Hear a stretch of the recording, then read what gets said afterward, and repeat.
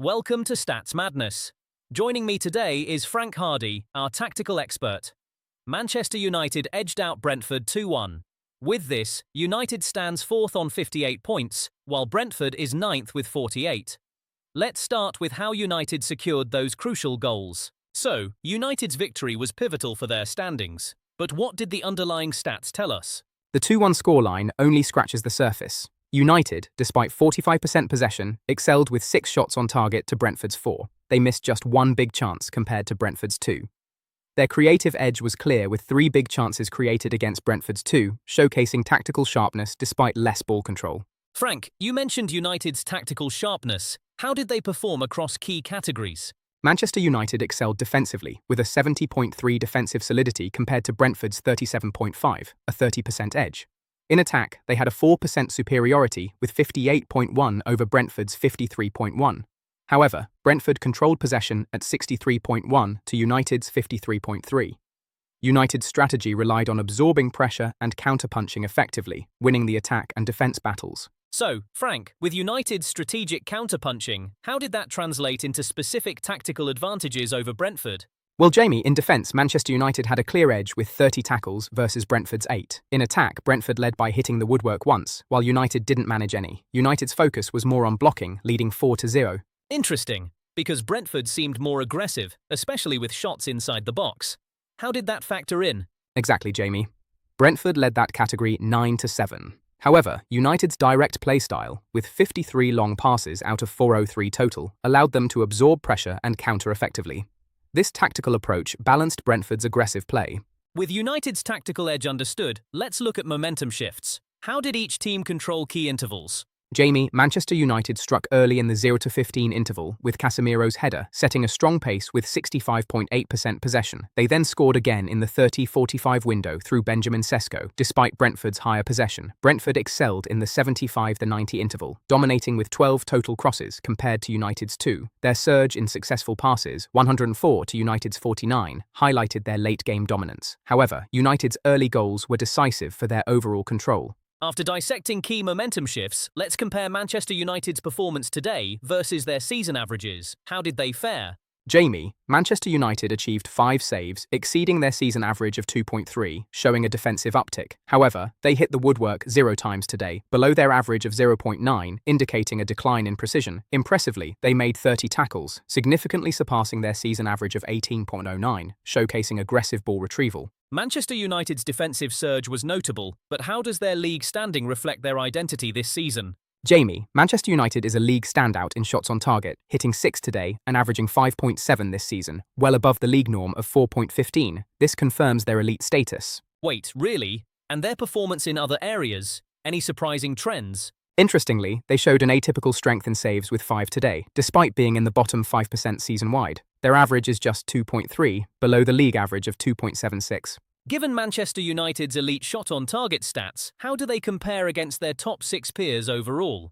Manchester United excels with a superior clinical edge, missing just 1.93 big chances per match, outperforming Manchester City and Arsenal. They also lead in long passes, averaging 49.58, above Liverpool and Brighton. However, their ball possession average of 52.7% lags behind Manchester City and Liverpool. Despite this, their 15.64 shots total places them ahead, maintaining a competitive edge against Liverpool and Arsenal. So Brentford's performance against top teams was intriguing. How does their latest match compare against their season stats? Brentford showed a mixed bag. They managed only 0.0 blocks, far below their season average of 4.3. However, they posted an impressive 33.0 total crosses today, soaring past their 17.73 average. Additionally, their 8.0 accurate crosses were significantly higher than the season's 4.85, marking an upward trend. These contrasts highlight both strengths and areas needing improvement. Interesting. Brentford's crosses are on the rise. How does this align with their standing in the league? Brentford's identity is in flux. They only hit the woodwork once today, a drop from their 1.08 season average.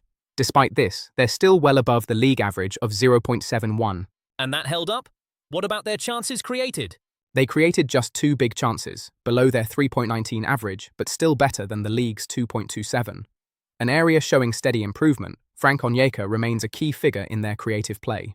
With Brentford's standings in flux, how do they compare against their mid-8 peers? Brentford excels with 58.48 in long passes, outpacing Crystal Palace and Sunderland. In big chances created, their 3.19 average leads Chelsea and Crystal Palace. However, their 10.61 shots total trails AFC Bournemouth's 13.85. As for big chances missed, a 1.88 average matches Crystal Palace and Chelsea, highlighting room for improvement. So, considering Brentford's comparison with their peers, who stood out in individual performances on the pitch? Starting with goalies, Senne Lammens was superb for Manchester United, achieving a 7.69 rating.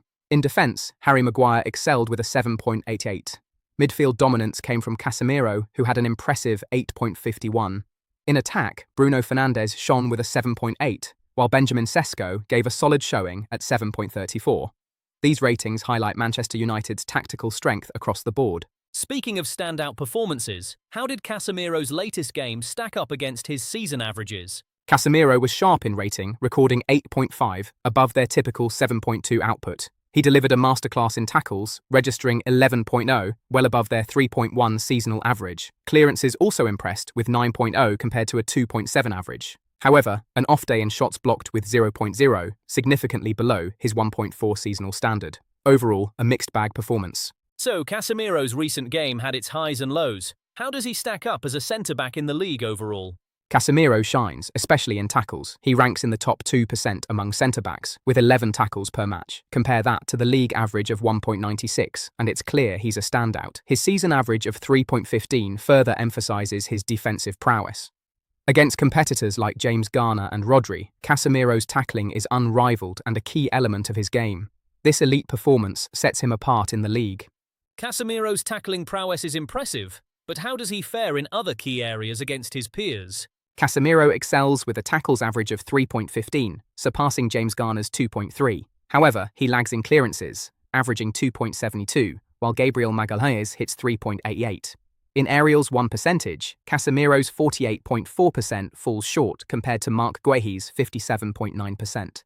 These stats highlight areas for improvement despite his defensive strengths. So while Casemiro has room to grow against peers, how does Harry Maguire compare to his own season averages? Harry Maguire was sharp in rating, recording 7.9, above his typical 6.8 output. However, it was a tough outing in interceptions, managing 0.0, well below his 1.4 seasonal standard.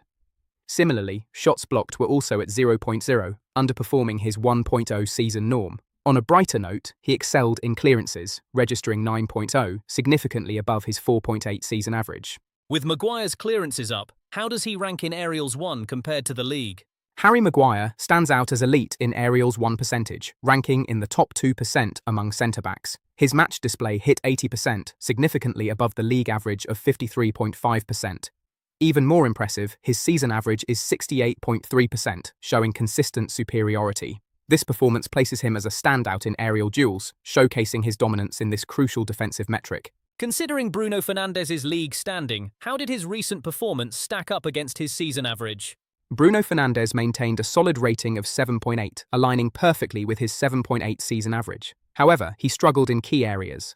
0.0 goals, shots on target, and successful dribbles, significantly below his season averages of 1.14, 1.62, and 1.36, respectively. This suggests a challenging match despite his consistent overall rating, highlighting areas for potential improvement. Despite Bruno's challenges, his league ranking as an attacking midfielder seems impressive. How does he compare to others in the league? Bruno Fernandes is indeed outstanding. His rating of 7.8 places him in the top 2% among league attacking midfielders, above the average of 6.84. In key passes, he ranks in the top 1% with 6 per match, far surpassing the league's 1.82 average. Additionally, with 5 chances created, he is again in the top 1%, compared to the league norm of 1.81. These stats underline his elite status, despite some match-specific struggles. Bruno's league rank was impressive, but let's shift to Matthias Jensen. How does he perform compared to his season averages? Matthias Jensen truly shone with a rating of 7.74, far above his 6.91 season average. He excelled in ball recovery with 9.0, well above his 3.7 average, and in passes in final third, where he achieved 15.0 compared to 6.89. However, tackles were an off day for him, marking 0.0, where his usual is 1.65, a mixed bag performance. Matthias Jensen had a mixed performance, but now let's look at Senne Lammens' standout stats. How did he fare? Senna Lamens was exceptional, recording a 7.7 rating above his 6.8 season average. He excelled in saves with 5.0 compared to his 2.6 average, and was strong in saves inside box at 3.0, surpassing his 1.9 norm. However, he was below average in punches, only managing 1.0 against his usual 1.7. Overall, a top-notch performance with minor drawbacks. Senna Lamens' standout stats were impressive, much like Manchester United's 2-1 victory, showcasing contrasting tactics. Frank, your insights on the distinct tactical identities were invaluable. Thanks for joining us on Stats Madness. Goodbye, and see you next time for more tactical breakdowns.